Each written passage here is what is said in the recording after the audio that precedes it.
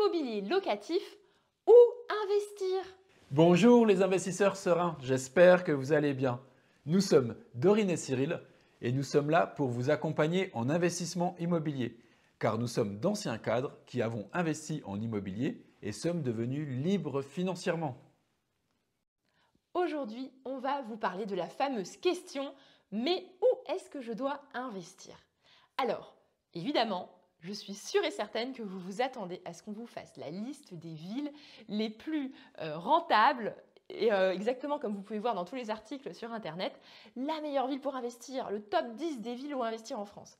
Et en fait, ce qui se passe en réalité, c'est que quand on regarde ces listes, en fait, on regarde la liste et on se dit « Ah non, mais j'espère vraiment que ma ville, elle est dans la liste. » Et on se dit « Ah bah non, elle n'est pas dans ma liste. » Ou des fois dans la liste. Et parfois, on va se dire « Ah génial, elle est dans la liste, ça veut dire qu'il faut que j'investisse. » Mais en fait, c'est pas du tout la bonne approche parce qu'en réalité, de toutes les façons, des bonnes affaires, il y en a partout et peu importe la ville, de toute façon, ils ne peuvent pas faire la liste des 200 000 villes qu'il y a en France, je ne sais pas combien il y a de villes et de villages, mais donc c'est totalement ridicule.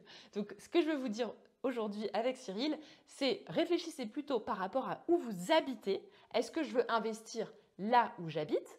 Est-ce que je veux investir plus loin dans une ville moyenne un peu plus loin ou carrément à l'étranger? Donc c'est pour ça qu'on va voir ça en 3 points. Alors le premier point, c'est d'investir près de chez soi. C'est le plus simple et le plus facile. Pourquoi? Parce que vous êtes sur place. Vous connaissez déjà le quartier, vous connaissez déjà la ville. Potentiellement, vous pouvez déjà créer un réseau lié à l'immobilier pour justement vous aider à trouver la bonne affaire. Vous pourrez gérer les travaux plus facilement car ce sera facile d'y aller.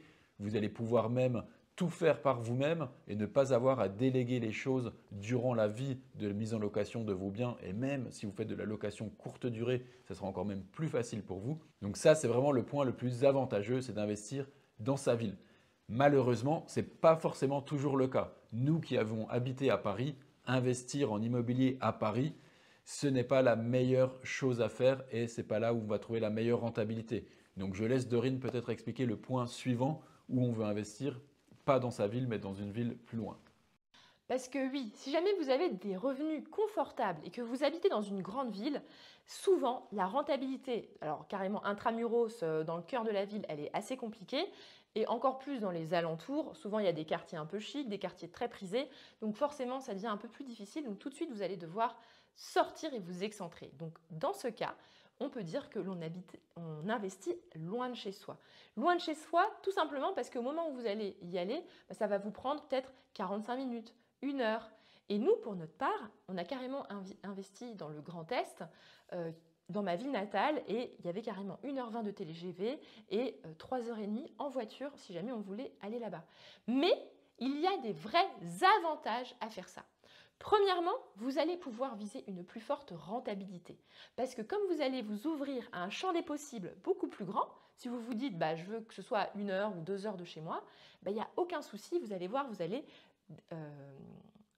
ratisser large et vous allez avoir beaucoup d'offres possibles. Le deuxième avantage d'investir loin de chez soi, c'est que au niveau de la gestion des travaux, vous allez devoir déléguer, vous allez devoir être efficace. Ça vous évite de tomber dans le piège de la personne qui passe un temps de dingue à suivre ses travaux en y allant tous les jours. Nous, on a vu clairement la différence. Nos 2 premiers immeubles, on les avait achetés loin de chez nous parce qu'à l'époque, on habitait encore à Paris. Et pour le suivi des travaux, ça nous suffisait largement d'y aller toutes les 2 ou 3 semaines faire un point de chantier. Ça nous forçait à être efficace. Et comme on avait des travaux qui nous prenaient énormément de temps, on était bien content de ne pas y consacrer trop de temps. Et quand on était juste à côté, parce que lors du confinement, on a pu quitter nos travails et habiter juste à côté de nos immeubles, le 3e immeuble, on a suivi au jour le jour et ça nous a pris un temps de dingue parce qu'on a vraiment voulu micromanager tout le monde et on a passé beaucoup de temps à gérer les travaux alors qu'en réalité, c'est peut-être pas la meilleure façon de faire. Et pareil, le 3e avantage d'investir loin de chez soi, c'est au niveau de la gestion. On est obligé de déléguer. Parce que quand on n'habite pas sur place, s'il y a un problème, il y a quelque chose qui est bouché, une petite inondation, une plaque de cuisson qui ne marche plus, et en fait, on ne va pas se déplacer et faire 3 heures de route juste pour un petit détail comme ça. Donc, ça nous force à être efficace et à déléguer. C'est pour ça justement que pour moi, investir loin de chez soi, c'est particulièrement intéressant pour les personnes qui sont citadines, qui ont des bons revenus, qui peuvent se permettre de déléguer et Pour autant, ils vont trouver une bien meilleure rentabilité en s'excentrant. Troisième point, c'est l'investissement à l'étranger. Donc ça peut être tentant de se dire, je veux investir dans un appartement au Portugal, par exemple. Très bien. Mais par contre, il faut savoir que l'approche et la négociation avec le banquier pour négocier un prêt avec une banque française pour investir dans un appartement à l'étranger sera beaucoup plus compliqué que d'aller voir le banquier pour dire je vais acheter un appartement dans la ville que le banquier lui connaît bien, qu'il a l'habitude de faire des dossiers bancaires, contrairement à avoir un appartement à l'étranger.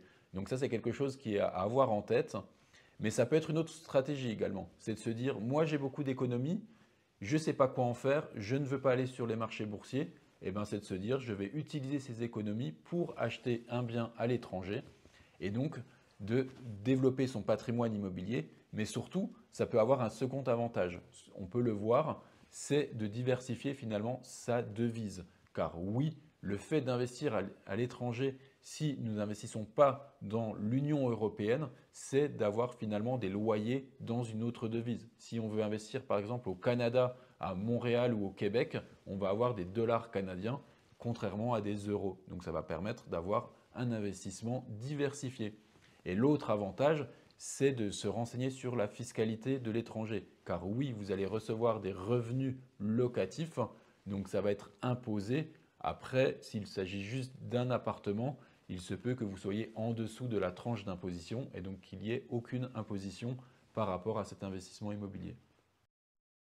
Si jamais vous êtes intéressé par investir prochainement en immobilier locatif, il s'avère qu'on a 5 vidéos gratuites qu'on vous met à disposition pour vous préparer à devenir un investisseur très rentable et toujours en restant serein. Je vous laisse cliquer tout de suite sur le lien qui s'apparaît sur la vidéo et dans le lien dans la description. Et évidemment, si vous voulez devenir des investisseurs sereins, abonnez-vous à notre chaîne. Comme ça, vous allez recevoir tous les mardis, sans faute, une vidéo pour développer votre mindset d'entrepreneur et investisseur en immobilier.